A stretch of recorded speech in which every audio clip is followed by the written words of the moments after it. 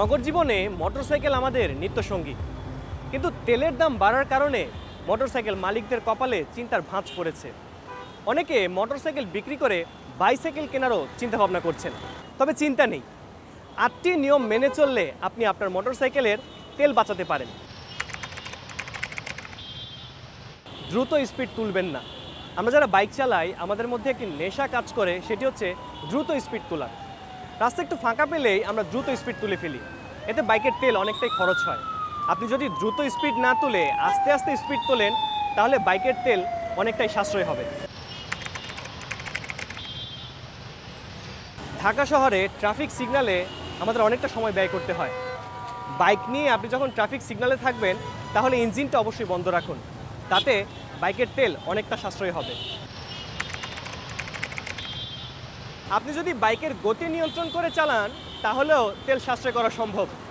এই যেমন ধরেন, প্রতি ঘন্টায় 60 থেকে 70 কিলোমিটার গতিতে বাইক চালালে তেল অনেকটা সাশ্রয় হবে।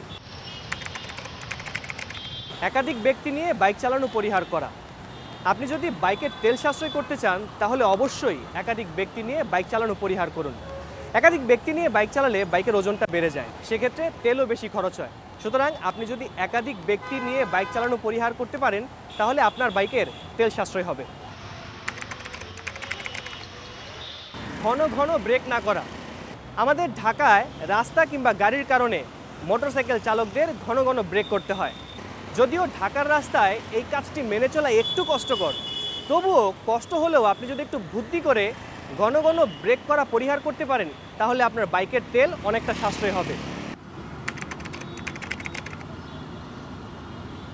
টায়ারে পর্যাপ্ত বাতাস রাখা। বাইক নিয়ে বের হওয়ার আগে বা বাইক নিয়ে বের হওয়ার পথে, চলতি পথে আপনি সামনের এবং পেছনের চাকার প্রেশারটা মাপুন। যদি প্রেশার কম থাকে ঠিকঠাক প্রেশার নিয়ে নিন, দেখবেন আপনার বাইকের তেল অনেকটাই সাশ্রয় হচ্ছে। ভাঙা রাস্তা পরিহার করুন। আমরা অনেকেই বাইক চালানোর সময় রাস্তার দিকে খেয়াল করি না। রাস্তা যেমনই হোক আমরা আমাদের মতো গতিতে বাইক চালিয়ে যাই, কিন্তু এই কাজটি এখন থেকে করবেন না। আপনি যদি বাইকের তেল সাশ্রয় করতে চান তাহলে অবশ্যই আপনাকে ভাঙা রাস্তা পরিহার করতে হবে। ভাঙা রাস্তা পরিহার করে ভালো রাস্তা দিয়ে বাইক চালান, দেখবেন আপনার বাইকের তেল অবশ্যই সাশ্রয় হবে। রোদে গাড়ি পার্কিং করবেন না।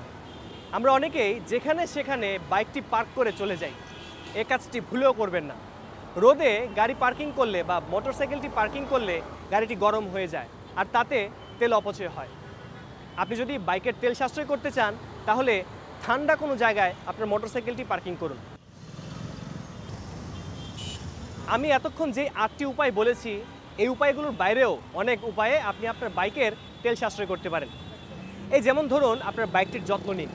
আমরা অনেকেই আছি দিনের পর দিন, মাসের পর মাস বাইককে অযত্নে অবহেলায় ফেলে রাখি। এই কাজটি একদমই করবেন না। আপনি যদি আপনার বাইকের তেল সাশ্রয় করতে চান তাহলে অবশ্যই বাইকের যত্ন নিন। নিয়ম করে বা নিয়ম অনুযায়ী বাইকটি সার্ভিসিং করান, তাহলে দেখবেন তেল অনেকটাই সাশ্রয় হচ্ছে।